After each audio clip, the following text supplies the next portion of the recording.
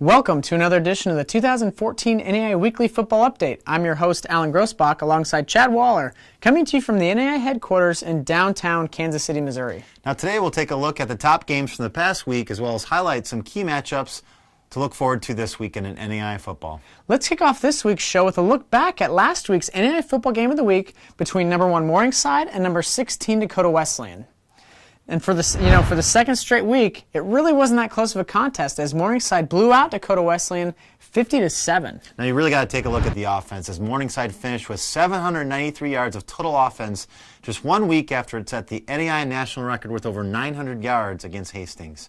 Now a bulk of the yards Saturday came in the ground game as the Mustangs churned out a school record 475 yards on the ground, including an individual school record 327-yard performance by running back Brandon Weegar.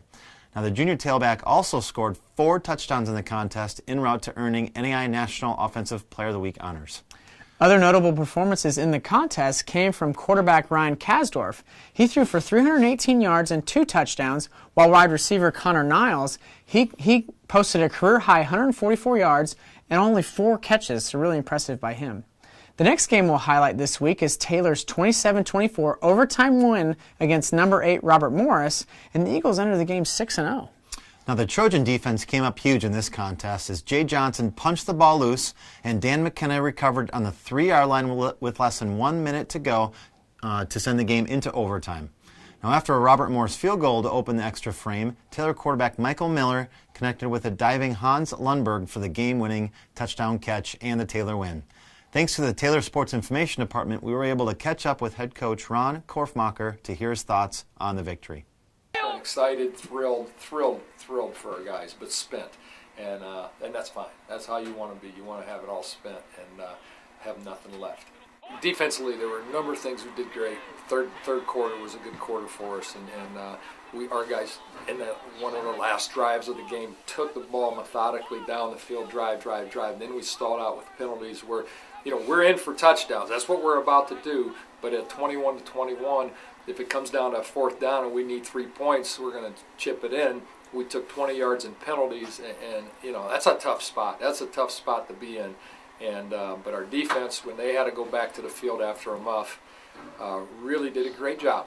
One play got away from us. They set it up in there tight, and the decision was, and you're rolling the dice, the decision was use our timeouts and make them snap, hold, and kick to win with a great kicker. Or, you fight. You always fight, and they score, and then we have our timeouts to try to get down the field. And you know what? It could go one way or the other. And I'm thrilled and grateful it went this way today. A big thank you to the Taylor Sports Information Office for getting that interview and the highlight package.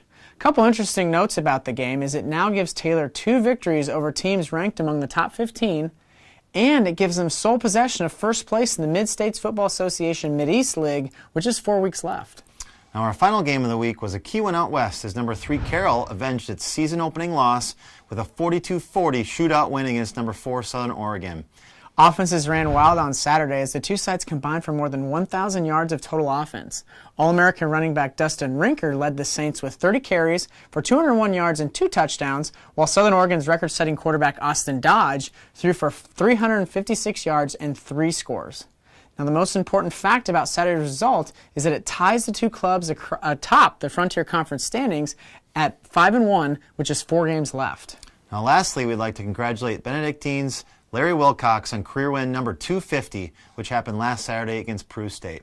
Now the longtime Raven head coach is the 4th coach in NAIA football history to reach the milestone. Exactly. Congratulations, Coach. Shifting gears to this week's NAIA football coaches top 25 poll, number 1 Morningside, number 2 Baker, and number 3 Carroll all held their positions from last week. The Mustangs, they've appeared in the top 5 in 32 straight polls and have now been ranked number 1 in 14 of the last 20 editions. Really impressive run by head coach Steve Ryan and the rest of the Mustangs. Now outside of the top 3 teams, every program moved at least 1 position, with number 4 Grandview jumping 1 place and number 5 Faulkner leaping 2 spots to round out the top 5. Fueled by a 34-16 win against then number 6 William Penn, Marion enjoyed the largest positive movement in the poll this week, leaping up 5 spots from number 21 to 16. Lastly, number 22 Friends is the only newcomer this week. The Falcons rejoined the top 25 for the first time since September 15th. An important thing to keep in mind as we move down the home stretch of the season is that teams have to be ranked in the top 20 of the coaches poll in combination with winning their respective regular season conference championship in order to receive their league's automatic berth in the football championship series. Now let's turn our attention to the upcoming week, and we had 3 contests that were featured in this week's NAIA Football Game of the Week fan vote. Those were number 2 Baker and number 20 Mid-American Nazarene, number 16 Marion, Indiana, and number 25 St. Francis, Illinois, and number 9 St. Xavier, and number 11 William Penn. And the fans from the Heart of America Athletic Conference have spoken, as this week's NAIA Week will feature number 2 Baker and number 20 Mid-American Nazarene. Now, going back in time since '99, the all-time series has been a lopsided one as the Pioneers own a 13-1 record. However, last year, Baker snapped a 13-game losing streak with a 37-20 win. You know, Chad, another interesting note about the all-time series is that the last time Baker won at Mid-American Nazarene was also the last time the Pioneers were shut out in the regular season. Baker won that contest 38-0 in Olathe in 1996. The Wildcats enter Saturday as one of 2 remaining unbeaten teams at 7-0. Baker, despite battling through injuries all season, is 3-0 against ranked teams and has won 15 straight regular season contests dating back to 2013. A strong defense and balanced offensive attack have been the MO for Baker in 2014. The Wildcats lead the NAIA in scoring defense per game, allowing opponents an average of 12.9 points per game, while also ranking 6th in total defense per game. Now, offensively, Baker has had 3 different individuals play considerable time at the quarterback position this season. Logan Bertelli played a bulk of the time last Saturday in the Wildcats' 45-3 win against Avila. Now, this was the first time Bertel played under center this season, and he showed his effectiveness. The freshman completed 73% of his throws for 202 yards and a touchdown. Also, running back Adonis Powell, who hadn't played since September 20th, returned to action last weekend and looked to be in good form. The El Paso, Texas native ran for 109 yards on 13 carries with 13 touchdowns. Mid-American Nazarene trails Baker by 1 game in the Heart of America Athletic Conference standings with a 5-1 overall record and a 4-1 mark in the league. The Pioneers' only loss this season came against Central Methodist 24-18 on October 4th. Mid-American Nazarene has been on an upswing of late, returning to the top 25 following a marquee win against number 7 Missouri Valley on October 11th before a dominant win against Evangel this last weekend. Now, offensively for the Pioneers, quarterback Trent Hedlund leads the offense with 1,271 yards passing and 9 touchdowns. Wide receiver Chris Fields has been Hedlund's favorite target this season, as the Olathe, Kansas native owns 20 catches for 324 yards and a team-best 4 receiving touchdowns. Tailback Javon Taylor leads the ground game with 684 rushing yards on 101 attempts and 8 touchdowns this season.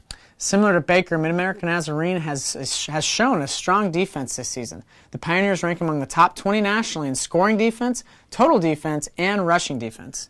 You know, Chad, as we mentioned earlier, this is an important showdown as Baker holds a 1-game lead over the Pioneers and Missouri Valley in the Hart standings. And both Baker and Mid-American Nazarene have ranked opponents remaining on their schedule, so it'll be really interesting to see how the season rolls out in the Heart of America Athletic Conference. Now, this should be really a tremendous game, and I think it will come down to both defenses. So which one can bend but not break on Saturday, I think, is going to come out in the winning end. Really, as we look at the rest of the season in NAIA football, there are 4 regular season weekends remaining. So those teams that want to crack a qualifying spot for the football championship series, they really need to make their move now. And we've got a lot of tight conference races, so it'll be really interesting to see over the next few weeks. As we mentioned earlier, this game was picked by a fan vote. And we at the NAIA, we're always interested in hearing from the fans of NAIA football, and we look for you to get involved. This next week, we'll post our top games to Facebook, and this typically happens Monday evening by 5 p.m. Central Time, so be sure to pick your favorite game by 9 a.m. on Tuesday, and we'll have it highlighted in the show. Well, that concludes this week's episode. I'm Alan Grossbach. And I'm Chad Waller. We'll see you next week.